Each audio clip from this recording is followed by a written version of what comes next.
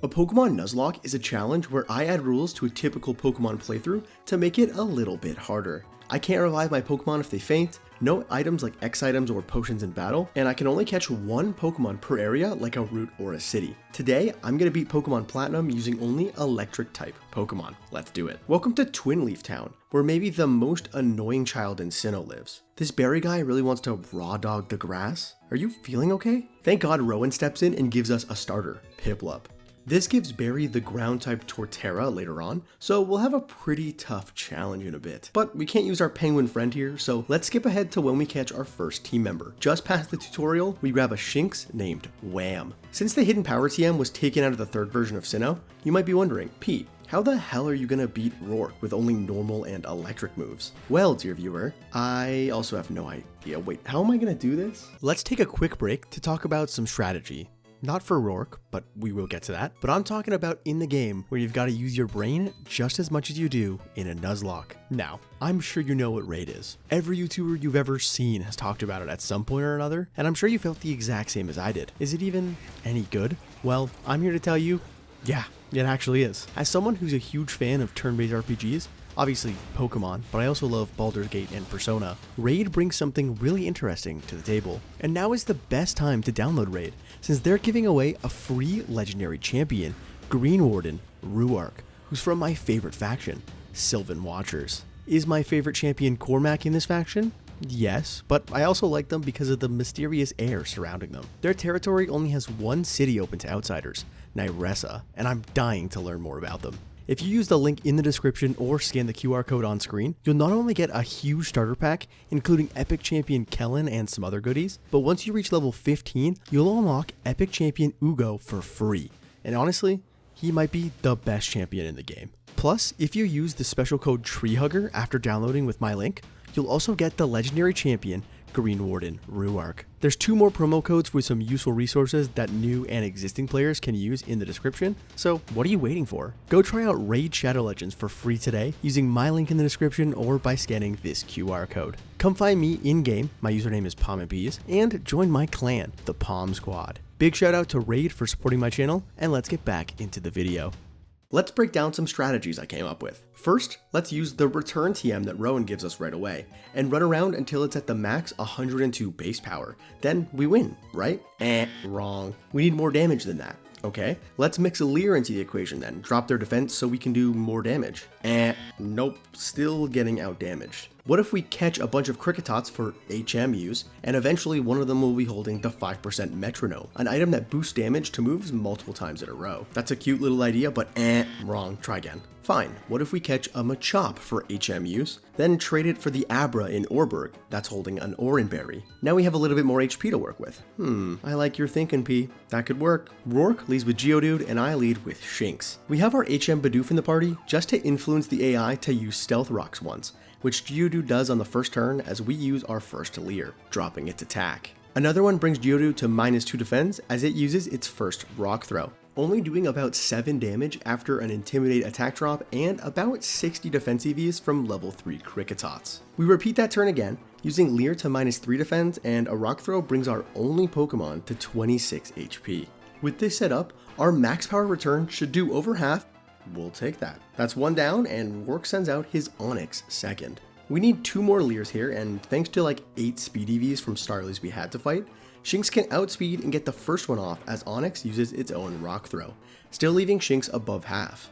Leer number 2 comes in to nerf Onix some more, then a second Rock Throw drops Shinx below half, activating our Oranberry and essentially cancelling out that last attack. Return does about a third, then a Rock Throw hits. Doesn't this move have 90% accuracy? That leaves Shinx at 20 HP, but we do get bailed out by another crit though, as Return brings down Onix on the next turn, saving Shinx from needing to tank another Rock Throw. That leaves the gym leader of Orberg with only his ace, Cranidos.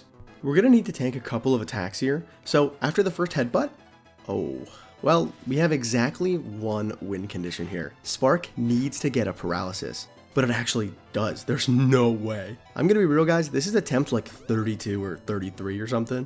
This battle required so much RNG to go my way that after 3 hours of my life, I finally got this run where the Nuzlocke gods shined on me. Shinx finishes off Cranidos, winning us the most fraudulent gym badge of maybe my entire Nuzlocking career, but we're gonna take it. Let's keep this run going. Barry meets us at Orbird Gate, tells us that he doesn't know how to count yet, poor guy. Then we take down some Galactic grunts in Jubilife Town before arriving in Floroma, home of Valley Windworks, our next story location, and our second team member. In the grass, we find a Pachirisu named Zap. Decent stats for this point of the game, and we'll definitely take another warm body for the team. After taking down a few grunts around town, it's time for our next major roadblock, Commander Mars. She leads with Zubat, and I lead with Pachirisu. Our Spark actually doesn't get a one-shot KO here, so our newest team member gets poisoned by Toxic. Quick Attack brings down Zubat, and Mars is down to only her nightmare-inducing ace, Perugly. Since it likes to fake out on the first turn, I take this chance to swap into Luxio, whose Intimidate drops its attack, then we only tank 7 damage from the previously mentioned fake out. Scratch barely does anything at -1 on the next turn,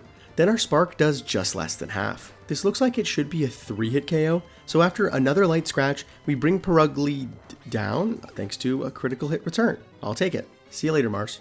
We meet Cheryl at the Eterna Forest, which just turns into a bodyguard quest, so after we safely escort her, we arrive in Eterna City, home of the second gym. We meet Barry, which is boring, then we meet Cyrus, which is weird. I swear this guy's gotta be banned from elementary schools. We also meet Cynthia. God, I'm just Mr. Popular today. Then all that's left to do is challenge the gym leader Gardenia for our second badge of the run. Gardenia leads with Turtwig and I lead with Pachirisu. The plan here is to drop Turtwig's attack to -6 with the move Charm, then we can set up for our final plan.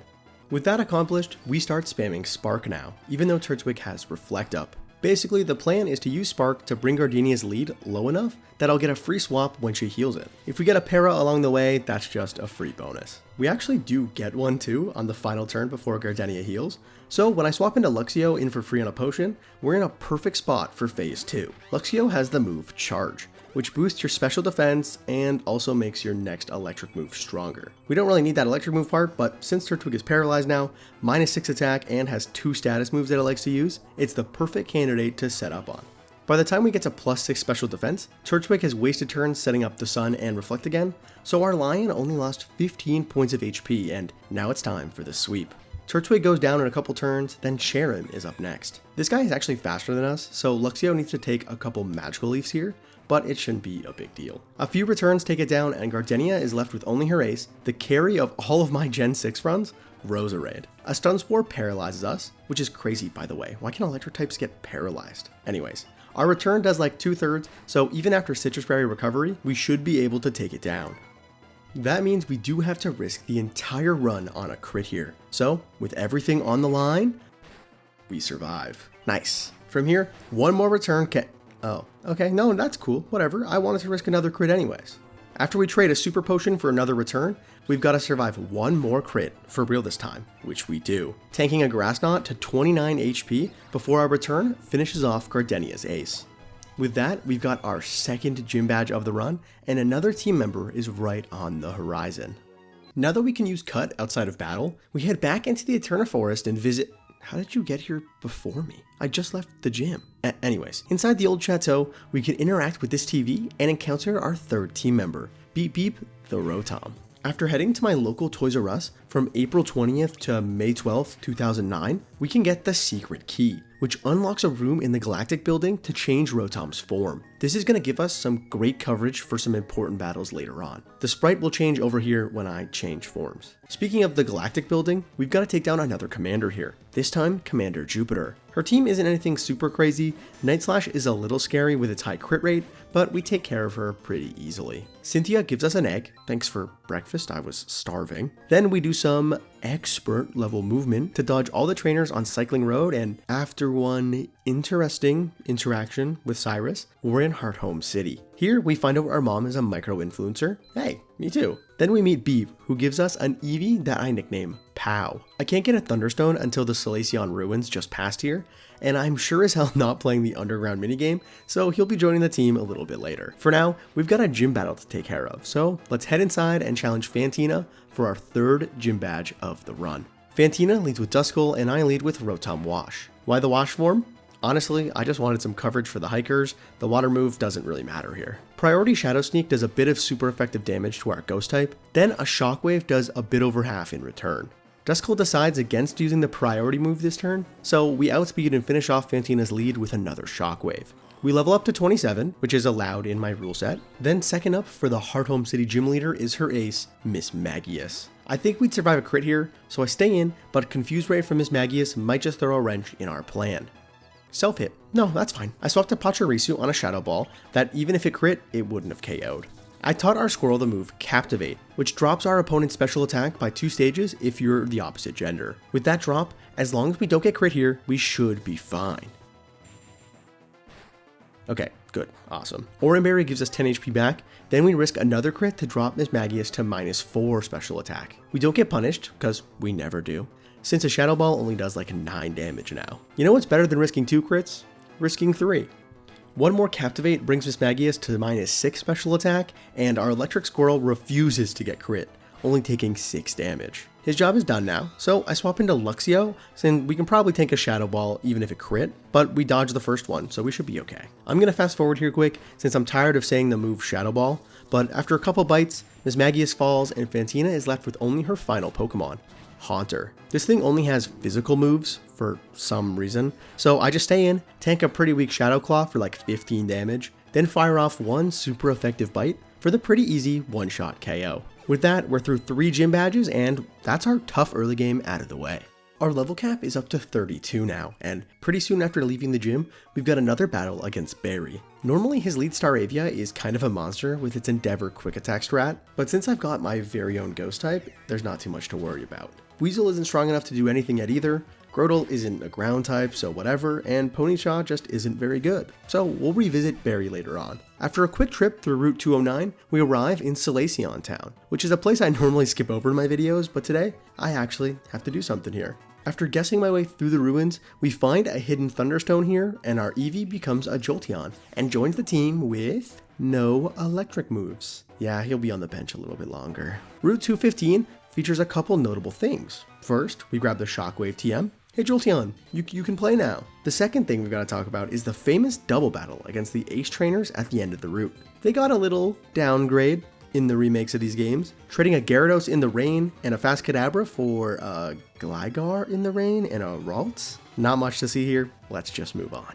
Welcome to Veilstone City, home of the 4th gym, but who gives a fuck about that? Let's go to the casino, baby, yeah! Well, I'm going to avoid using the GameCore TMs for this run, but I'm not going to say no to the citrus berries on Route 214. So after some gardening, we've got a healthy supply. Luxio evolves into Luxray, and since the gym leaders are actually in order this time, we stay here in Veilstone and challenge Gym Leader Maylene for our 4th badge of the run. Maylene leads with Meditite, and I lead with Pachirisu. Charm drops his attack to -2, then does a bit of damage, but more importantly, drops our speed with Rock Tomb.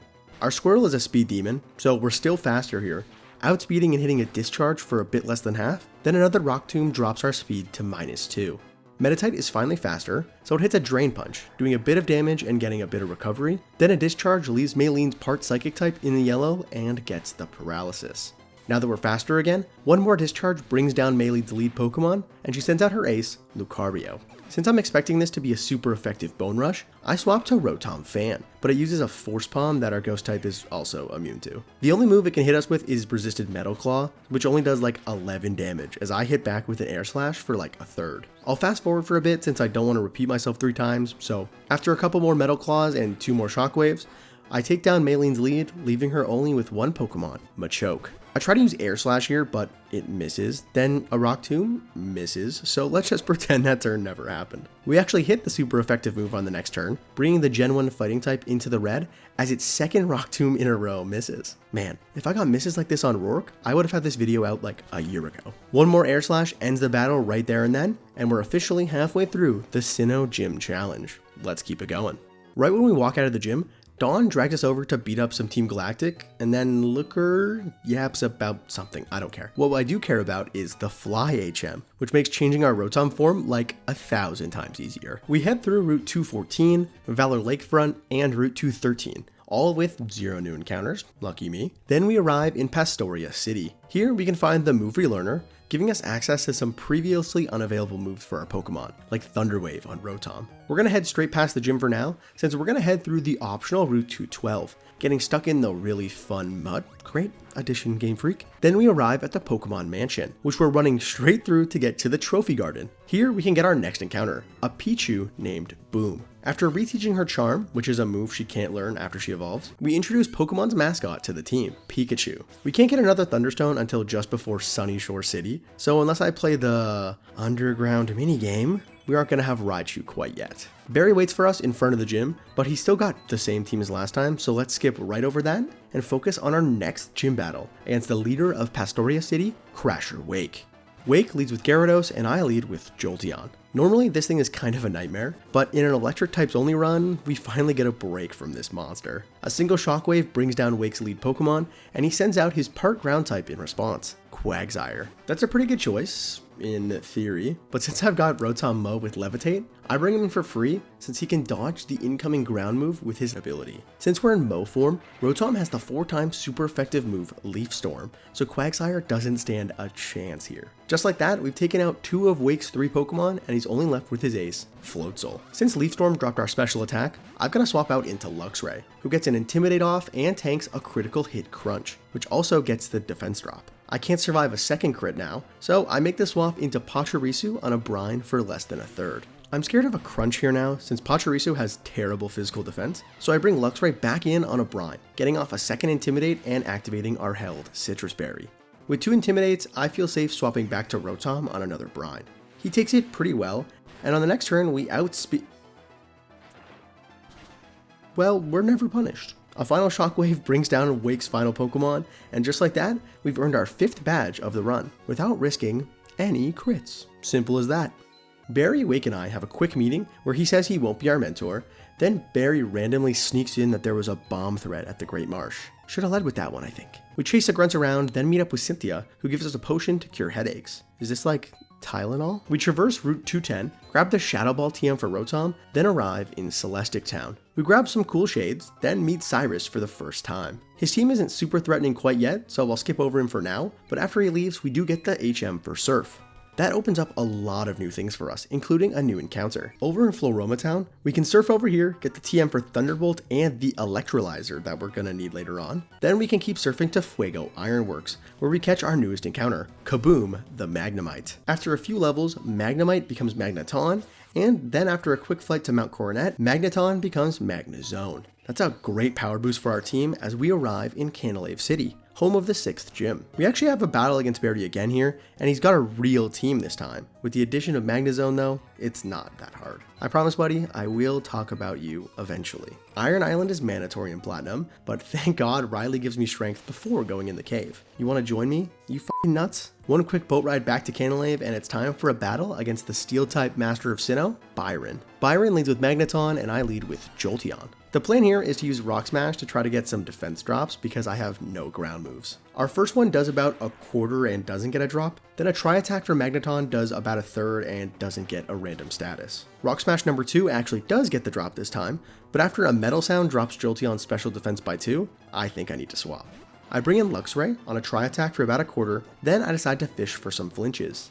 Bite does a bit of damage, doesn't get a flinch, then Magneton's Tri-Attack brings our first Pokemon down to the yellow, and gets the freeze. No, yeah, for sure. We should survive a crit, so I try to thaw, but we don't. Then another Tri-Attack basically gets cancelled out by our held Citrus Berry. Well, we might as well try to thaw again, huh? We didn't. Yeah.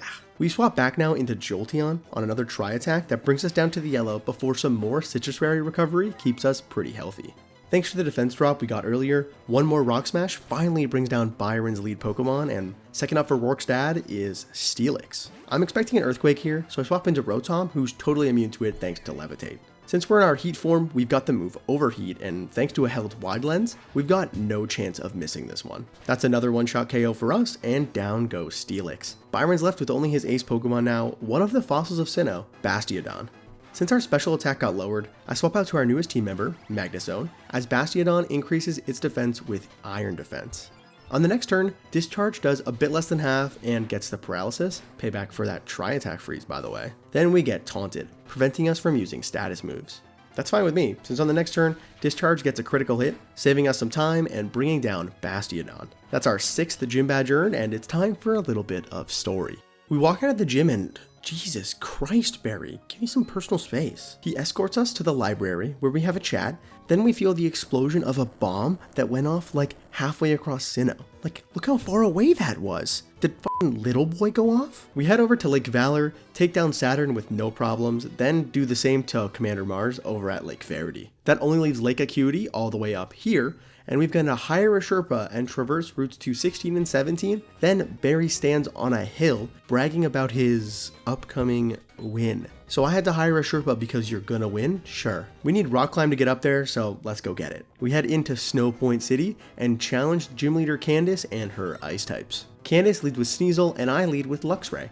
Intimidate drops the attack, and that's pretty good for me since I need to take a few hits here. A Tank does pretty light damage, honestly less than I was expecting. Then we retaliate with a Spark that does way more than I was expecting. Jesus Christ. Candace actually switches out here, which I wasn't expecting, bringing out Piloswine, who's immune to our incoming Spark. I don't feel like taking an Earthquake, honestly, so I swap into Rotom to dodge it with Levitate. It actually did just set up Hail though, which is kind of bad for the monster that's waiting in the back.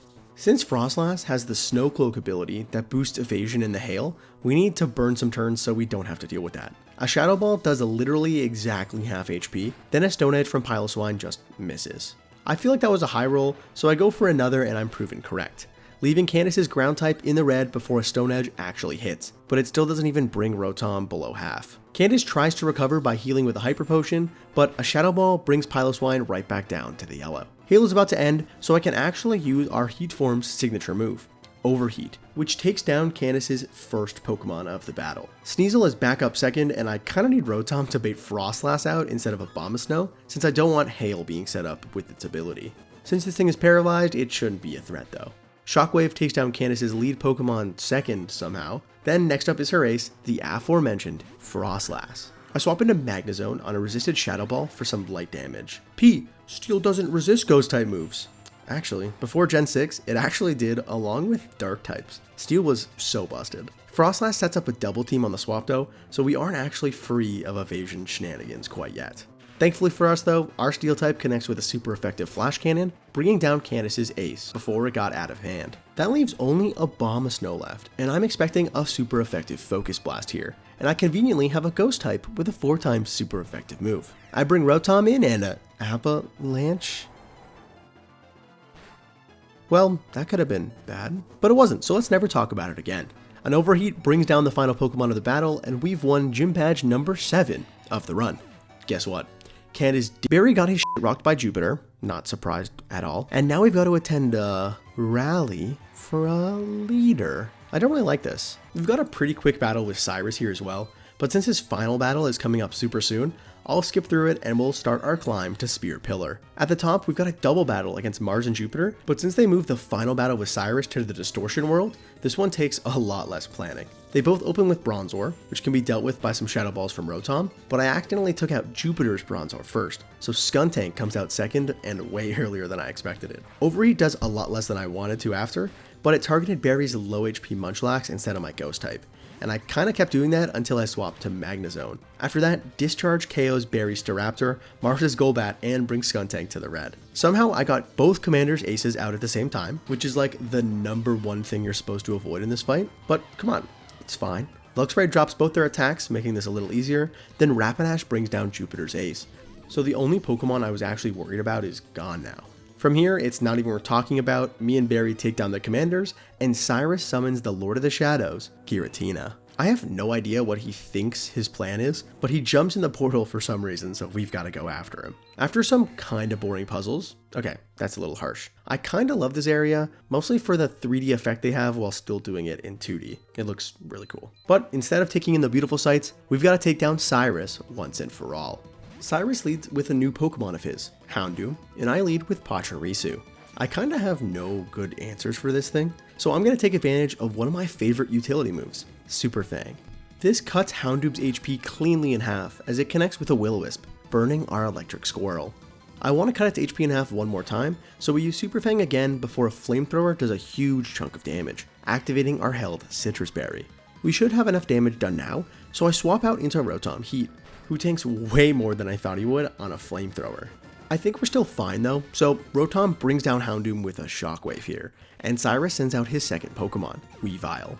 My Ghost type doesn't really like playing with Dark types, so I bring in Magnezone to take advantage of the broken pre-nerf Steel type, and look at that damage. Weavile has 120 attack, by the way. On the next turn, an Ice Punch does some more resisted damage, then a super effective Flash Cannon takes down... Really? It survives that? Well, I'm gonna use that to my advantage, I guess. Another Ice Punch gets a crit, why not? Then we use Magnet Rise, a move that essentially gives Magnezone Levitate for 5 turns. That means when I KO Weavile on the next turn, Cyrus brings out his Gyarados with Earthquake that it can no longer use. That means I can pretty safely swap into Luxray, who gets off an Intimidate, then tanks a Waterfall for about a third. Perfect. Now we can... Wait, I was certain we were faster there. And an Earthquake? Oh shit. Thank God. I love you. Mwah. Gyarados goes down after that to a 4 times super effective Spark, and next up is Cyrus's 4th Pokemon, Honchkrow. I don't have a great matchup into this either, so I decided to take another speed risk, assuming Luxray is faster, which she is. Let's pretend I got that Gyarados prediction right too, okay? The Fancy Bird falls, and the Team Galactic leader is down to his final Pokemon, Crobat.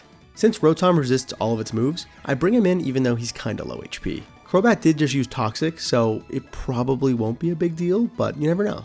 It's actually faster than Rotom, which would have been bad if it attacked on the turn I switched in on, but even a critical hit Cross Poison still leaves Rotom with 22 HP. From here, a super effective Shockwave doesn't even KO? What the fuck? Okay, well, I need a new plan. I swap back into Magnezone, who tanks the incoming Air Slash super well, but we have a lot less HP than I would like. On the next turn, Air Slash not only gets a crit, but also flinches us, so if that happens again, we could be in real trouble. Thankfully for us, it gets neither a crit or a flinch, so Magnezone is free to fire off a final discharge, taking down Crobat and winning us the battle. With that, Cyrus finally leaves us alone, and we can escape the Distortion World to the send-off Spring. Even though we're like right next to Route 222, we have to fly all the way back to Sandgem, tell Rowan we took down Cyrus, then come all the way back. It's even worse that we have to fly to like Pastoria City and run all the way back here too. But whatever, new route, new me. Actually, not just new me, new encounter too. The final one of the run, an Electabuzz named Whoosh. With help from the Universal Pokemon Randomizer, we can actually use the Electrizer we picked up earlier and evolve Electabuzz into Electivire without the need for another person. Because who has friends that actually play Pokemon? Right guys? Like no one else has friends that play Pokemon with them, right? This is why you need to leave a comment. I need to talk about Pokemon to someone, please. We also get Raichu, finally, but like, it doesn't matter. Sunny Shore City, home of the 8th gym badge and a very depressed blonde man. Listen man, the stigma is long gone. Please just try therapy. And he ran away. Great fucking boomers, man. Well, we might as well help him the old-fashioned way then. A Pokemon battle. Volkner leads with Jolteon and I lead with Magnezone. Since this is our first gym battle with a good type matchup, well, I guess we resisted Byron, but that one's always easy. I'm really excited for this one. Jolteon has literally nothing it can hit Magnezone with its electric steel typing, so after it paralyzed us with Thunder Wave, even though we're an electric type, which apparently is still a thing that could happen until Generation 6. But whatever. Volkner decided that he's had enough of this matchup, and honestly, I have too. So he swapped into Electivire on a Flash Cannon for some solid chip damage. I swap into Rotom now, who tanks a Fire Punch coming in for a little bit more than I was expecting, because I forgot that the forms don't change type until Gen 5. We should survive a crit though, so I stay in, survive with 48 HP, then it connects with a neutral Shadow Ball, bringing Volkner's Ace into the yellow and activating its held Citrus Berry. Rotom can't do anything else here now, so I swap into my own Electivire, making his debut, and taking another Fire Punch for less than half. Our newest team member is a physical attacker, which is something we're kinda lacking, and it also conveniently learns Earthquake, so we can outspeed here, which shocked me, honestly, then connect with a super effective ground move, taking down Volkner's Ace Pokemon. Next up is Raichu, and I think we're going to be faster thanks to the level advantage, and I'm proven correct, as Electivire fires off another super effective Earthquake, taking down Volkner's second Pokemon in back-to-back turns. Third up is Luxray, and I'm a little scared of the rivalry boosting its own attack here, so I swap out into my own Luxray, who happens to be a girl and have Intimidate, further weakening Volkner's attack power. Like, look how much damage that crunch did. I'll fast forward here for a second. Volkner uses some potions and isn't doing great damage anyways, so I'll save you guys the time. Our Luxray takes down her mirror match, and Volkner is left with only his lead Pokemon, Jolteon. It paralyzes us with Thunder Wave, still mad about that, by the way.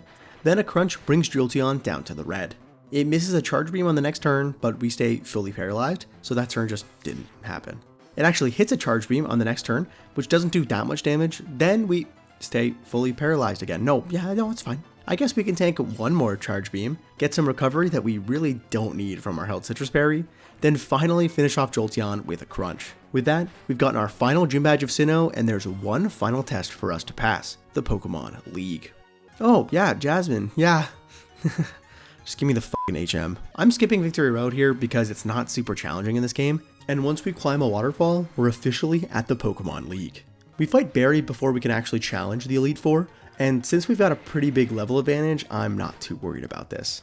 His Torterra did activate its crit hacks though, and almost kill my Luxray with a crit Leaf Storm to 7 HP, then with a crit Crunch on Pachirisu after the pivot, then somehow survived an overheat from Rotom with 1 HP. What a cheater. Even with all that, we still brought it down and won the battle, so let's talk about our final team. First, of course, we gotta bring the most flexible member of the team, Rotom. He's gonna be in his fan mode, mostly because Hydro Pump and Blizzard are too inaccurate for me, and Leaf Storm and Overheat aren't really doing too much in the Elite Four, and Air Slash can at least handle a couple certain Pokemon. Second is Magnezone, our defensive monster and our default answer to any Pokemon that threatens Rotom. Next is Electivire, mostly for its insane coverage of Earthquake and Fire Punch, but he's got some pretty good bulk on him too. Luxray is fourth, Intimidate support, solid dark moves, plus one super important move that you'll see later on. The 5th and 6th spots were a little bit up in the air, but Pachirisu definitely trumps the other two, mostly because of the utility that Super Fang and Charm can offer me. That leaves one final spot, and it's gonna go to Jolteon. I would have loved to have Raichu, but I can't pass up these stats and the ability to learn fast Thunder Wave. Can these 6 electric types take down every challenge the Elite Four has to offer? Let's find out. The first Elite Four member we gotta take on is Aaron and his bug types. He leads with Yanmega and I lead with Rotom Fan. Even though Yanmega beat the entire game in my Y only run of Diamond, it can't stand up to my fast electric type as we secure a one-shot KO with a super effective discharge. Second up is Scizor, the first Pokemon of the Elite Four that is getting the Magnezone treatment. It's a physical attacker, which is good for Magnezone, and its moveset has nothing that can really threaten our Steel type.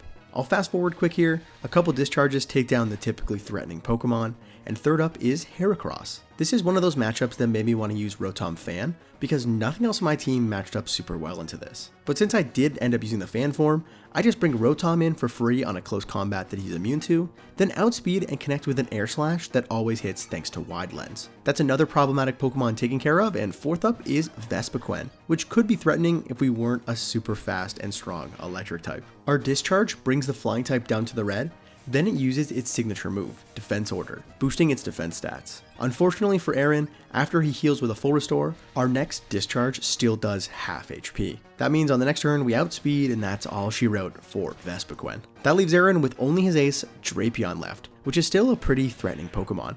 It doesn't have any dark moves though for my ghost type, so I feel fine staying in here. So Rotom tanks an Ice Fang for pretty light damage and flinches. Okay, no, yeah, for sure. We take another on the next turn, keeping us above half, then our discharge does over half and gets the paralysis. Okay, fine game, I'll forgive you. Some Citrus Berry recovery means that on the next turn, a discharge can't bring down Drapion, but another Ice Fang doesn't really matter. From there, one more discharge brings down Aaron's final Pokemon, and we've won our first battle of the Elite Four. On to the next. Grandma Bertha is the second trainer standing in our way, and her being a ground type is concerning, to say the least. She leads with Whiscash, and I lead with Pachirisu. This is one of my only electric types that can learn Grass Knot, so we're going to take advantage of that and... wait, Super Fang? Why? Well, dear viewer, Pachirisu sucks, and it can't even two-shot the water ground type.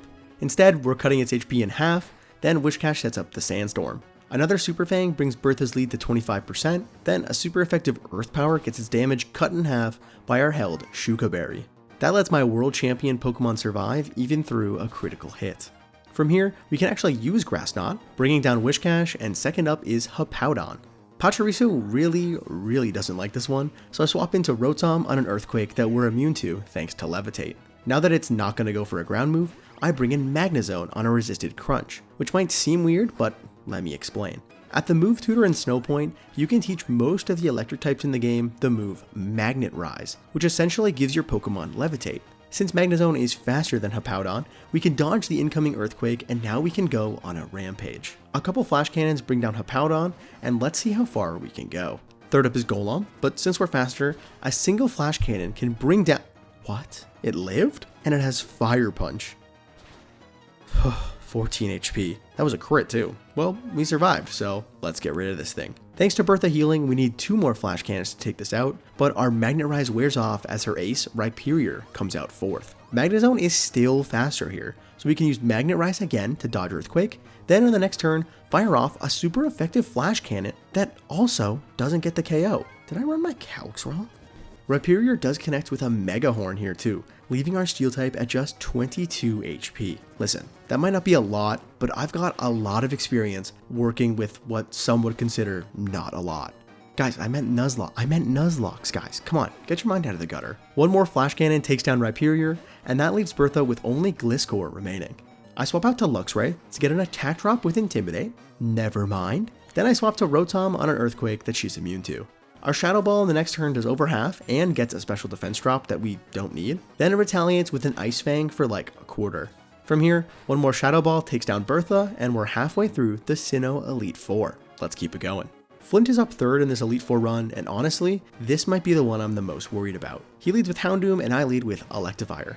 Houndoom caused us some problems earlier against Cyrus, but we didn't have this guy yet. Electivire can outspeed and take advantage of Houndoom's terrible physical defenses, and a single Earthquake can just get a one-shot KO. That brings out Infernape 2nd, and I need a way to slow this thing down so we can take it out.